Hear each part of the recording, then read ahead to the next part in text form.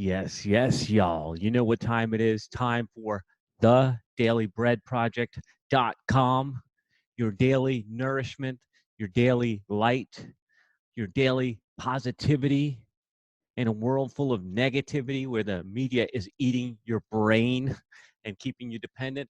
Got a special guest with me today, as I often do, another member of the Podcast Factory family, and she is here early. Look at her go. Let's all right, let's promote to panelist. I've got Miss Katie Danger from the Everyday Athlete Show coming on board with us today to share the light. And I'm going to get us going live on Facebook, and we are going to jump into this. Let's make sure that everything works. All right, we good to go? Whoa, there she is. Prompt. What is up, Katie Danger? Hey, nothing much. Just want to make sure you can see me, you can hear me, everything good? Everything is spectacular. And it looks like we're Awesome. even going to be able to go live on Facebook with, well, I better not say anything till we get on there. All right. Daily Bread Project. I'm going live. And if you want to share it, it'll be on my page in just a couple seconds, and you can share it to wherever you want. And Okay. we'll jump into it. So let's get the screen back up. And we'll get rocking and rolling. We are live on Facebook. Hello to the Facebooks.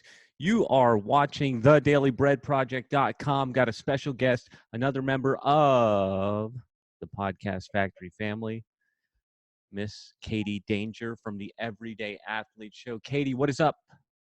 Nothing much, nothing much. I'm enjoying my Monday. I probably like Mondays more than most people do, so I'm doing great. How are you doing? Wait a second. Nobody loves Mondays. You got to be kidding me. How come you love Mondays? Okay, so I like Saturday. Sundays are actually, to me, kind of like what most people probably think their Mondays are. Because Sunday I feel like I'm ready to go. Like I've had my day off, I've had my Saturday. I know people love to have 2 weekend days, 2 days to reset, but I just need one and then I'm ready to go. So Sunday to me is like, okay, now I get to fill my time with all these things, that I don't normally like to do, meal prep.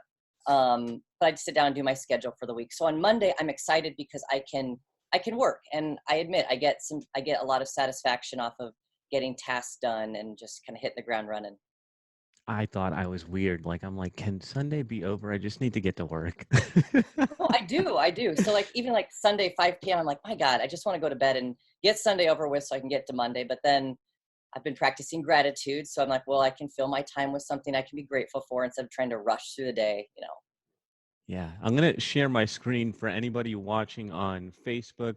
For you guys listening to the podcast, you're not missing a ton, but here we go at the Podcast Factory. I just want to scroll down so you guys know what to look for when you're looking for Katie Danger, the Everyday Athlete podcast, anywhere that you listen to podcasts. The last episode that we have here was what happens when you don't eat for 3 days. I think that was your juice fast, wasn't it? Yep, that was this week's episode, right? So I did that about 3 weeks ago now when I actually did the experiment.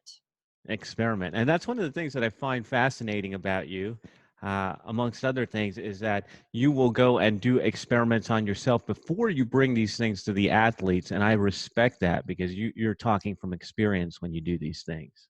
Yeah, I think that's the only way to do anything, really. Like isn't that what we're here to do? Educate and actually get hands-on and I don't know, show people what it actually means to do something. Um, I also I say this in my podcast all the time, but I really will try almost anything once. I really, honestly, that's just the way that I am. You're a maniac. You're a maniac. So thank you for taking the time out of your schedule to join me today.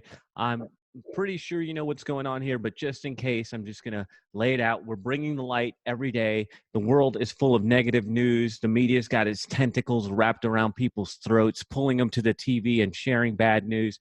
And I didn't know how to battle that other than getting out here and using the platform that we've all built to bring some positivity. And I know you got tons of positivity. So let's jump into it. What are you doing right now?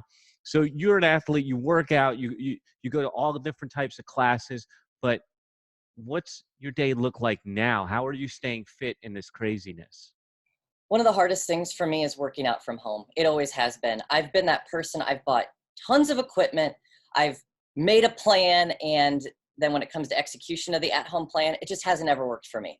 When I was training for an Ironman last year, it worked for me because it just kind of felt that, training at home made a lot more sense.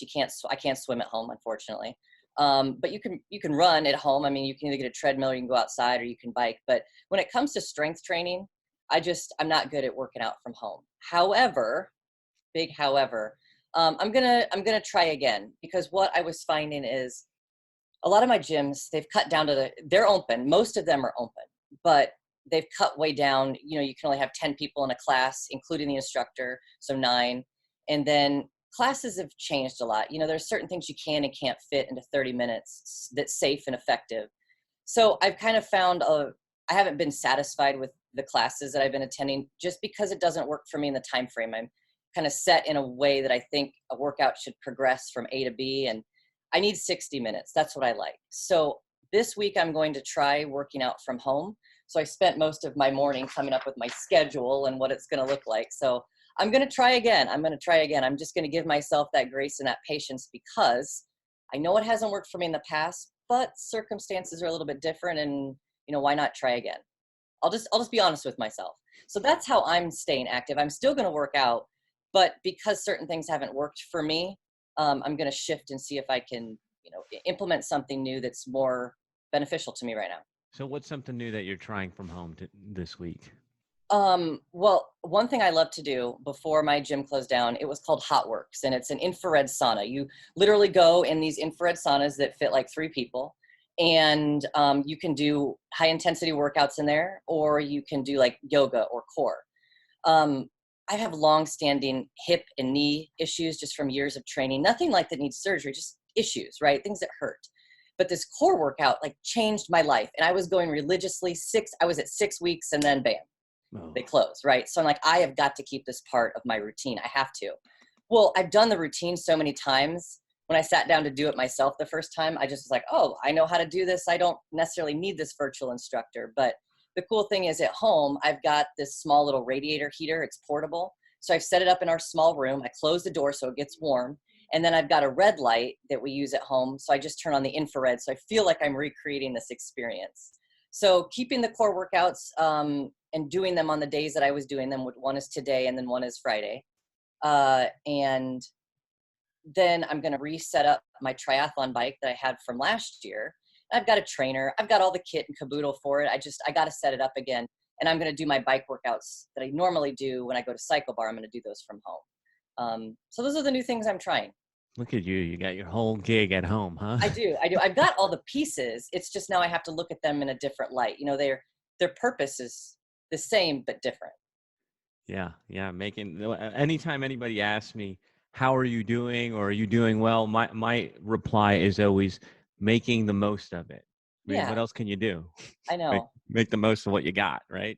Yeah, exactly. And, JR, I don't know if you're ready to transition to this, but my thoughts on this is that life has always been uncertain. I mean, we've said this before, before any of this, before coronavirus was even a word that we knew of, you could wake up any morning and it could be your last day on earth, no matter how healthy you are, how ill you happen to feel. So life has always been uncertain. And once I wrapped my mind around that concept, it changed how I viewed what's happening. I'm like, oh my God, life is always uncertain.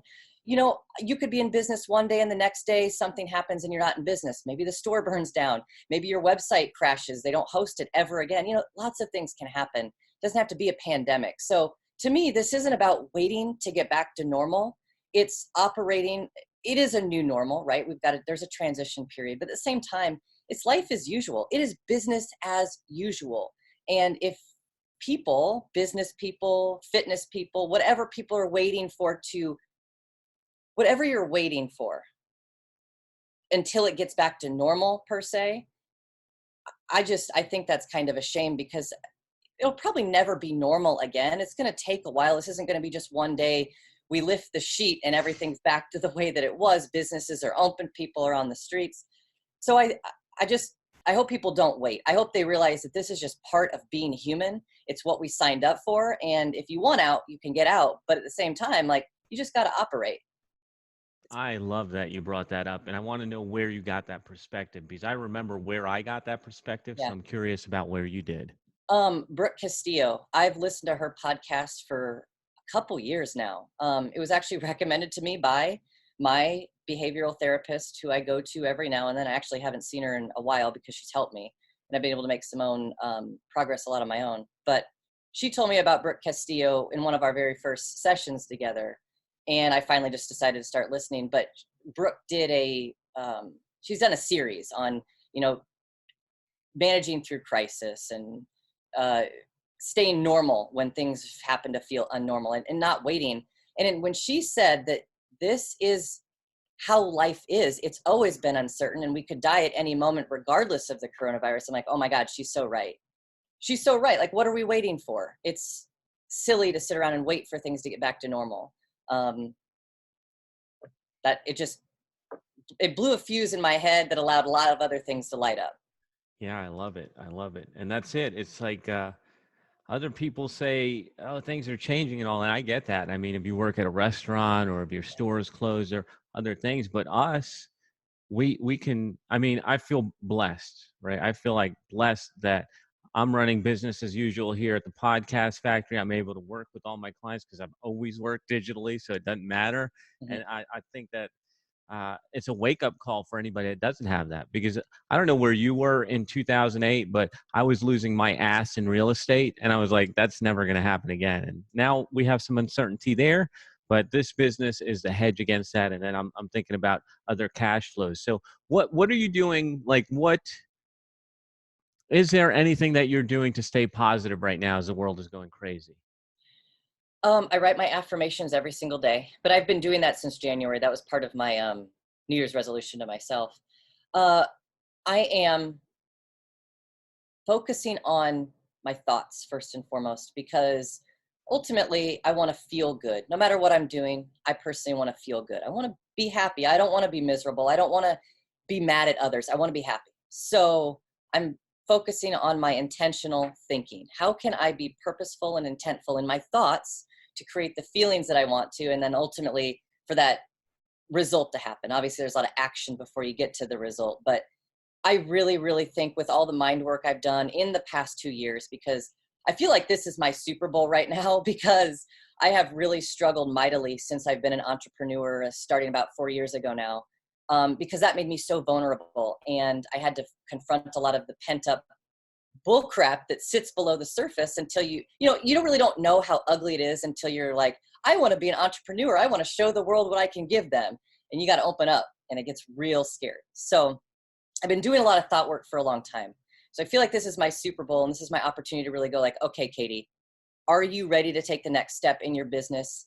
Can you zig and zag through this crisis? And I use crisis in quotes, but also very, very tenderly, because I know a lot of people are upset about what's happening. But myself, I understand it's going on, but I'm not going to let it hurt me. And staying positive comes down to being in control of my thoughts, which lead to my feelings, and that leads to my actions. And that is the inspiration of years of therapy, podcasts, life coaches, mentors, some paid, some not paid, reading. That's just accumulation and summary of how I'm staying positive. I'm going to control my thoughts, and I'm going to write them down. If I feel, just yesterday, I really had a moment of like, oh my God, I don't I don't know if I want to do this anymore. I opened a brick and mortar store about a year and a couple months now ago, and I really thought it was the next step to reach my customers. And this online thing is great, but at the same time, I had an opposite feeling, like I want to have that touch point and legitimacy that I think a brick and mortar can provide. It in no way, shape, or form has ever been the foundation of my business, because it still has a lot of momentum. It's going. I need to build it a lot. But yesterday I thought, was opening the store a mistake? I've right now I feel like I have a get out of jail free card. Like, if I wanted to bail on it, I could probably bail right now. I could bail. I could call my landlord and say, I'm out, I'm done. I'm going to go out of business. Because a lot of that brick and mortar store business comes from the one-on-one touch points I've created with my customers locally.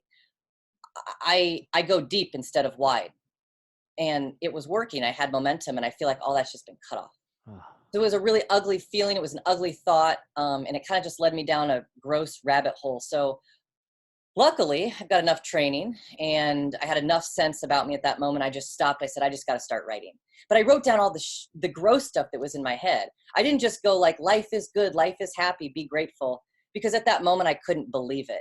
I, it was going to be hard for me to just go from pit of despair to on top of the world joyful. So I had to kind of make my way back to that point or get back to some sort of neutral. So I wasn't sabotaging myself. It hurts me and it pains me and it's sort of embarrassing to say that I do go through moments where I just want to close the shop doors because everything that I had done for the past year and the relationships I built, they're gone. So bringing myself back to at least neutral and then hope, into happy, I kind of wax and wane. I think we're all there, but managing your emotions is so important. It doesn't matter where you're at on that spectrum. Like you can come back little by little. You don't have to believe the world is perfect at this moment, but you've got to take that intentional work to start thinking of things that you do believe they're just a little bit nicer, a little bit happier, make you feel a little bit better than where you were at. Gosh, there's so much there, so much there that you just shared, and I want to thank you for being so vulnerable, and then I want to kind of recap what I heard, just in case the listeners aren't putting this all together.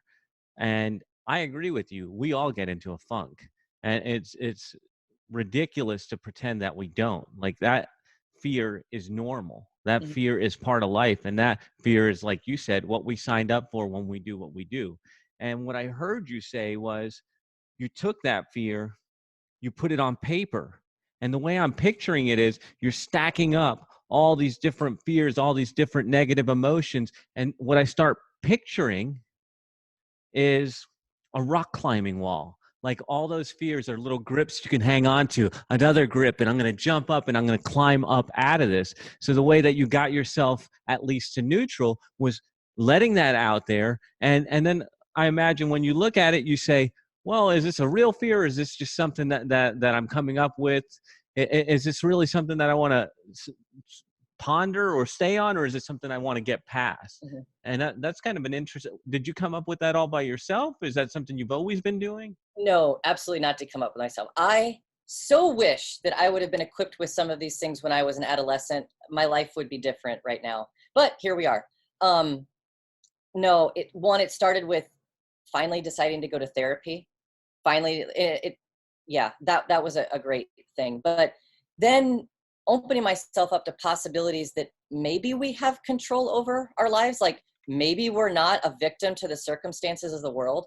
That was a real big shift in my thinking. And then once I realized that I had control, and that's still a work in progress, right? But overall dominion over my life, I believe that I have, regardless of circumstance in the world. And then it came to just exposing myself to other uh, authors, mentors, podcasters that shared the same views that I do. Then I started to realize that you are the company that you keep. And a lot of the company that I was keeping in my mind is friends, business friends, just wasn't working because we're not on the same page anymore. I don't want to commiserate with anybody too long. Not, maybe a little bit, but not too long, right? So, law of attraction, no matter where you've got it from, Abraham, and there's all kinds of other authors who put their spin on law of attraction. That was the next step. Um, and that's just a whole thing too. But ultimately it's that you are in complete control. And if you can get control of your thoughts, you can control your feelings and then you can control the outcomes. But there's always going to be that zigging and zagging that you have to do because we are a physical body in the physical world. And there are things outside of our thoughts and feelings that we can't control. You just can't.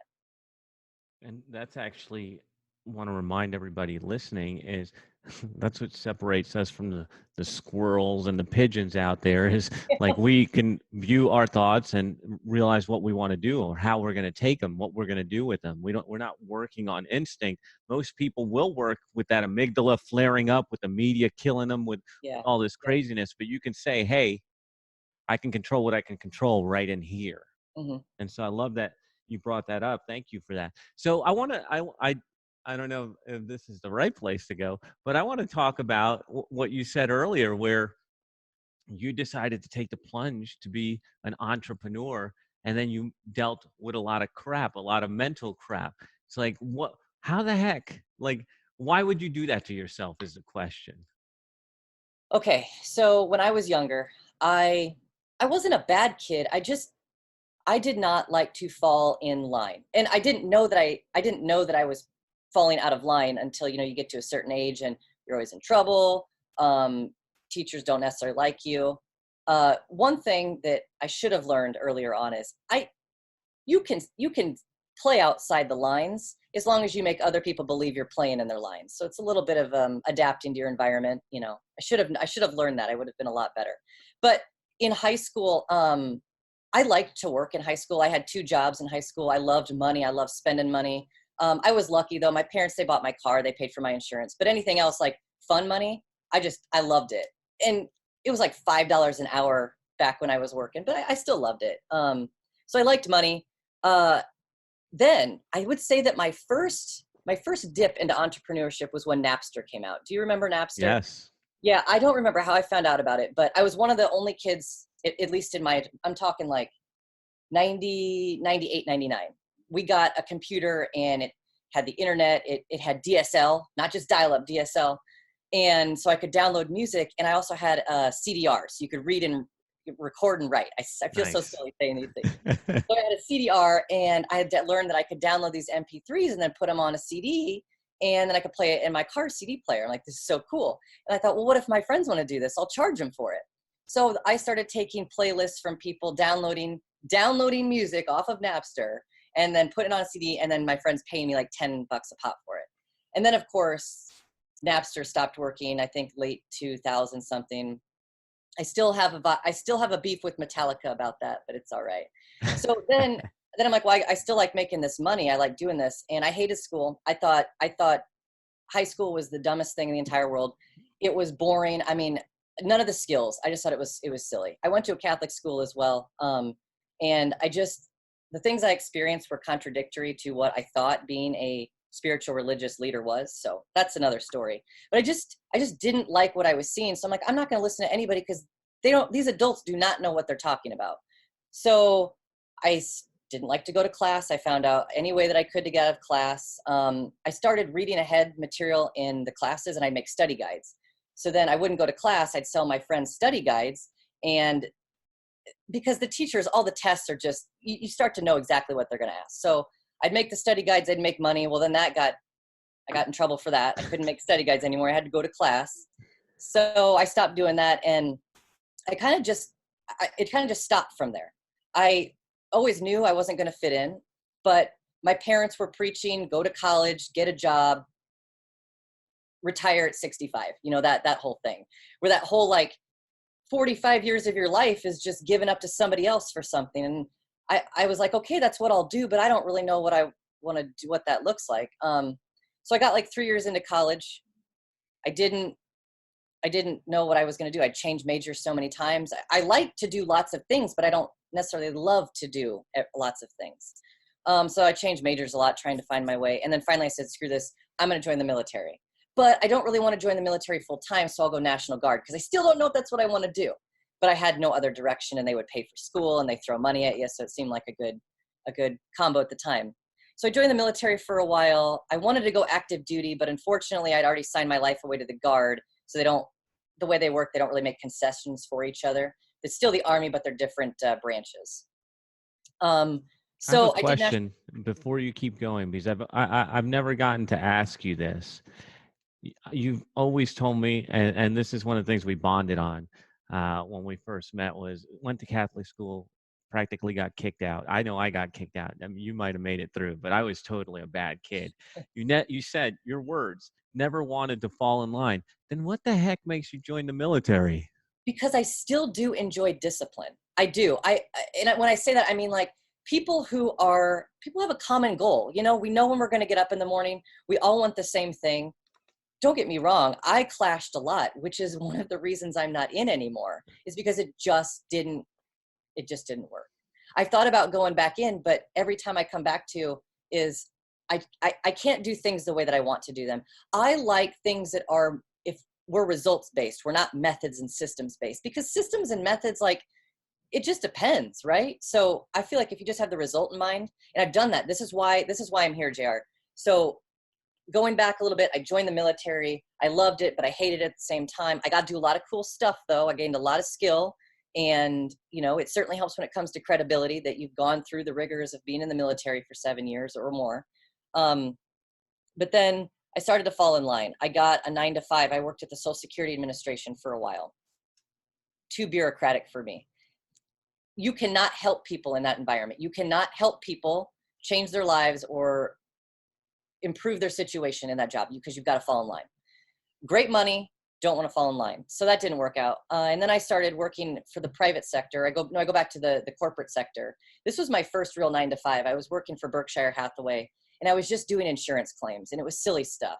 House gets burned down, house gets hail damage, just stuff like that. And that was awful too, because everybody hates you.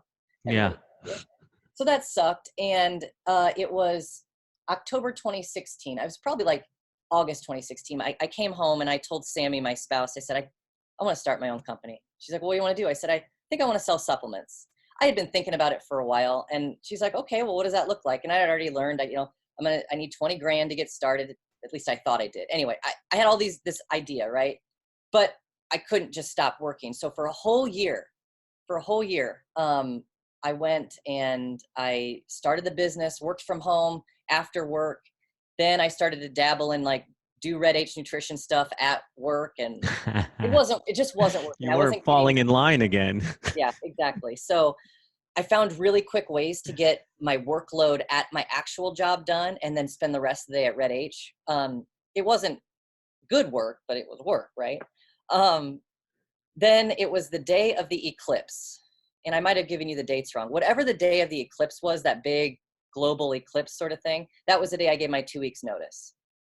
So I gave my 2 weeks notice and I was out. I did double duty for a year. I was ready to get out, even though I still didn't know if I was at a position to get out and just make my own money. I did it anyway. I was just done. I was done.